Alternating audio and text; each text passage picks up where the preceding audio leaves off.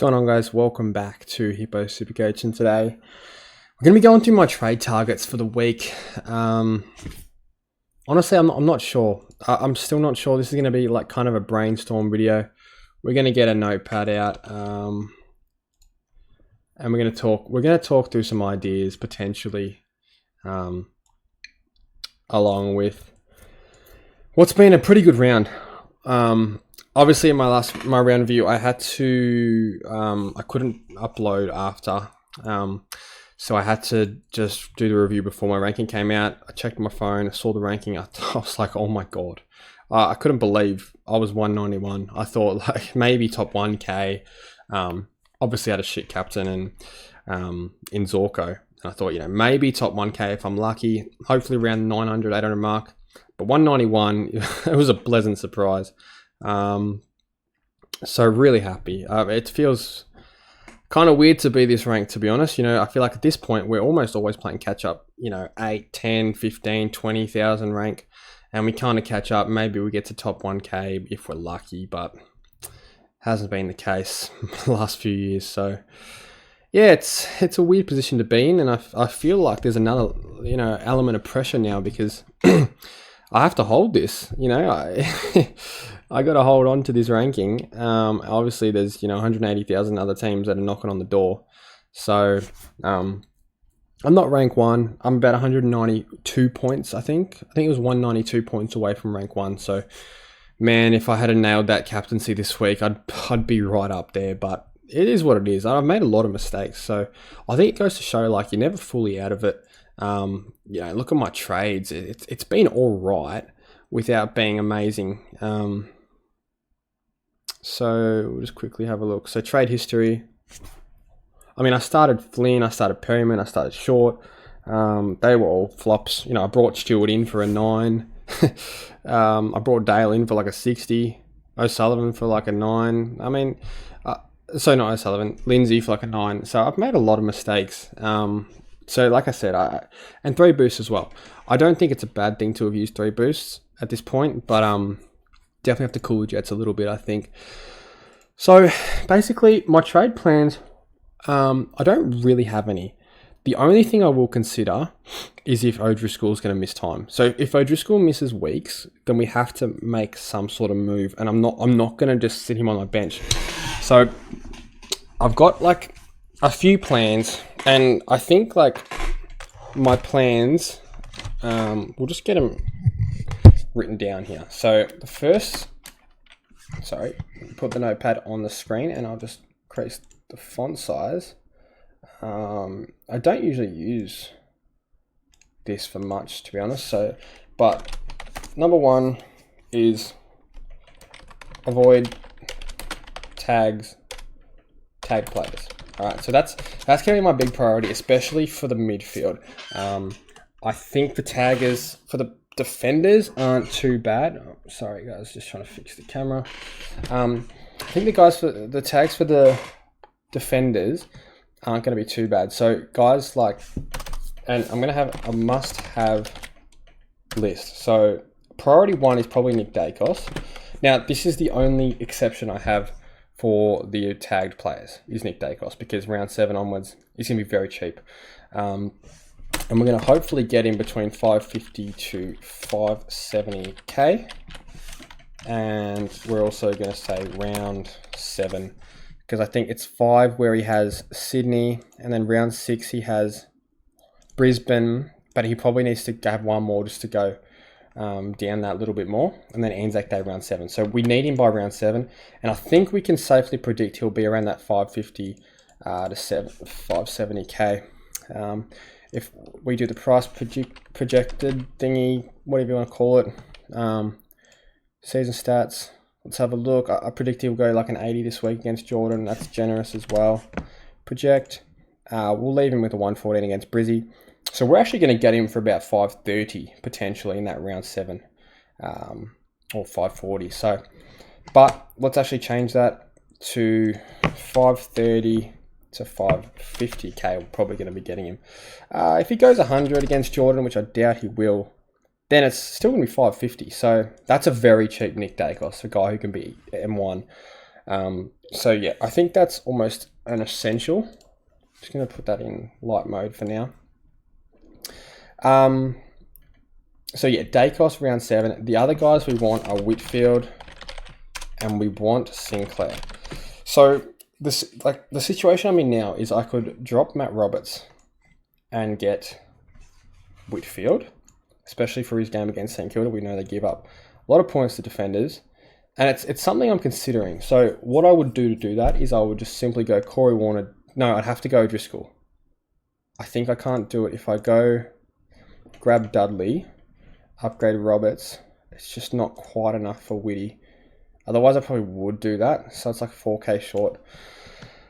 So this is what I'm saying. If O'Driscoll is out, we drop him to Travalia. And then we would probably go Matt Roberts up to Whitfield. Something like that. Because at the end of the day, I don't know. Do you guys think Matt Roberts is a keeper? I'm not really sure. I think it's a tricky one. I don't think he will be top 6. Because, like, at this point, like, we do need... I mean, what's Whitfield's break-even? Let's just confirm those trades for now. Because there's obviously, we can play aggressive or we can... Like, the two options this week are we can play aggressive and potentially use a boost.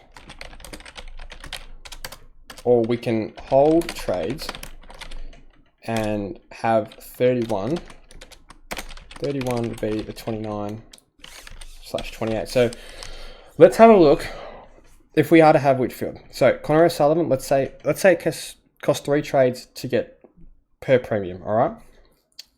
So we'll say 3 here. That's going to be down to 25 trades.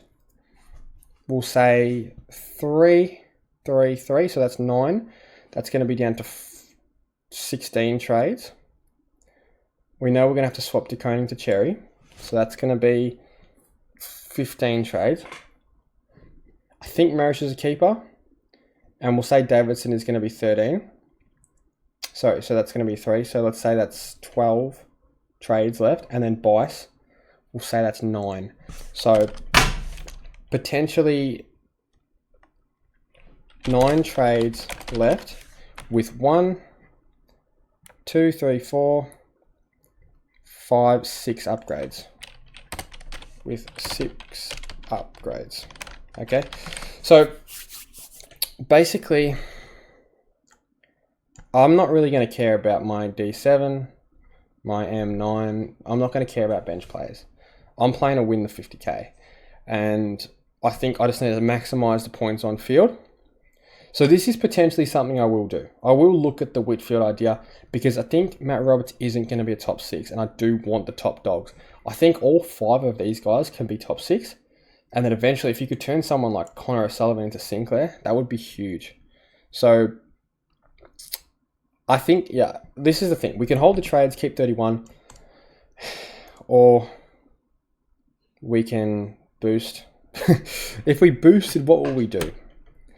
I don't know if there's much logic in boosting this week because there's not really anyone to cash in besides O'Driscoll.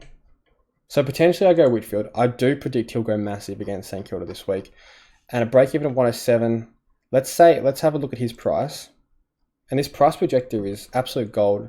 If you guys don't have the extension, I think it's in the Fantasy Take Discord. Shit, what have I just done? Okay, so we'll project that he goes 130. This is Lockie Whitfield. So he's going to be 617k, and we'll just go, I don't know, let's go what, 110. Project. So, and then 130 here. Okay, so that's what that does. So 620, you're probably going to be looking to pay for him. I don't think he's going to go much below 600. So yes, you're paying top dollar, but are you guaranteed getting a top 6? Because this is the thing with Whitfield. I was very keen on him in the preseason. The only thing that stopped me from getting him was that buy round. So season stats, let's look at his 2024. The way he came home, I think it was post-buy 108, 134, 105, 117, 107, 113, 137, 133, 152, 97, 106, 153. Those numbers are insane. So it's so tempting to do something like that. Just grab Whitfield now while we can. It's going to cost us O'Driscoll. It's a fair bit of cash, I know. But I don't think Matt Roberts is going to be top 6. So we'll weigh that up. We'll definitely weigh that up. The thing is, has bias affected Roberts? Let's have a look at the kick-ins. I haven't looked at any of this, like, honestly, so... No, okay, he hasn't. This is the thing. Matt Roberts got 3 kick-ins. When's Nick Blakey back? I'll just quickly get up the AFL injury list. AFL injury list. Start on my other monitor. So, look at Sydney. Blakey. Where is Blakey? Why didn't he play? Did he play this week? Did he play this week and just not have kick-ins? That's weird, if that's the case. Yeah, he did. What the hell? Okay, so he got no kick-ins. Really strange. Really, really strange. So yeah, I mean, this is the thing. Maybe Roberts doesn't go shit. Maybe he just had one bad game. I don't know. But this is definitely a trade I like the idea of because, like I said, I think Whitfield's top 6. Don't think Roberts is. So let's say we go with this. Then we need Nick Dacos in 2 weeks. How do we get it? How do we get the cash for that? Well, it's probably almost guaranteed going to be Levi Ashcroft. I don't want it to be O'Sullivan, but it might have to be. And I think that's going to be a week where we have to use a boost to get Dacos. The other thing is Pitternet. Obviously, we know he is due back. I think it's this week. So we're going to watch that one, April 1. So he's supposed to be back this week. We'll watch and see the team selections because if we have to plan for that, then we will. Now, I do plan on straight swapping to Cherry if I can. Cherry 604 with a break-even 179. Let's see what he goes to. If he goes at... I expect him to go at like a 90 this week against Wits. So potentially we get him for 540 or 560. That's really juicy for Tristan Cherry. And then his run really opens up after this, I would say like round 8, 9, 10, 11, 13, 14, 15. It's all easy. So you probably need him up in round 8. So we're going to put that in our notes. Cherry. So Cherry, and we'll go round 8. Easy run. So yes. Any other notes we want to add? I don't think it's worth, like, we'll talk about Connor Rozee real quick. I don't think it's worth sideways in Connor Rozee because, like, if you look at the mids, right, the top mids, who are you going to grab? Genuinely, who do you want to grab? Because obviously you got Sinclair averaging 130. I expect time to start being put into him. He's been way too dominant. Dunkley's one you definitely could grab, but do you trust him for the whole season? I mean, he probably will be up there. He probably is safe. And he won't get tagged, you know that. But would you trust him all season? Maybe. But you're paying top dollar. And then it's like Libba. Obviously, yeah, he's a good pick. Touk Miller, I don't think he can sustain this high average. Brayshaw is obviously good. If you don't have him, I don't mind grabbing him. But I wouldn't trade Rozee for him. Hewitt, I think, like, yes, he's playing well. But will he really maintain a 117? Anderson, we know he's a tag target. Rao, I'm still keen on Rao, but... man, he did not look good in those last 3 quarters of this week. Saligo, do you really trust him to maintain a 114? So I'm not convinced on any of these guys. Dawson's a tag target. Tom Green's just a fraud. Butter's obviously a big tag target. So, like, if you're going to sideways Connor Rozee, who are you getting? Like, another option that I could do is, like, if I am very confident that Rozee is not going to be top 8, which I don't think he will, but it's not like I don't think we have enough data to fully jump off. But like what I could do very easily is just go Warner out and grab big bad Isaiah Dudley, and we could go Rozee straight to Dunkley. if I wanted to. Josh Dunkley. And that does look good, no doubt about it. It does look good. But do I want to do that? I'm not sure. I don't know if that is worth 2 trades. Yes, Dunkley's been clearly better up to this point. But you remember, once you're bringing him in, it always reset. And I think, like, Hawthorn, will they tag? I'm not sure. I still think Butters. I know this game, Windhager went to Rosie, very hard tag, but I just think it was because he smacked him in the preseason and Ross wasn't going to let that happen again. And then we got next week, he plays Sydney. Does he get Jordan? I think Butters again. And round 7, who do they play? North, should be a pretty easy game. Round 8, Bulldogs, easy game. Round 9, Adelaide, that'll be a little bit harder. Round 10, Geelong, their midfield's not great. So I think it's worth holding Rosie for now. I think going Dunkley, like Rosie to Dunkley, is a bit sideways. I can see why people are going to do it, and it might work. But I think at this point, I'm just going to hold and hope that O'Driscoll is 1. If he's 1 or 2, happy to field Max Hall for those 1 or 2, because the thing with O'Driscoll is, yes, he wasn't playing amazing today. That's his first bad game. And obviously he was injury affected. He was, I think he played the last quarter. So this guy can still pump out great scores on field. When you take out this game, he went 91, 95, 104.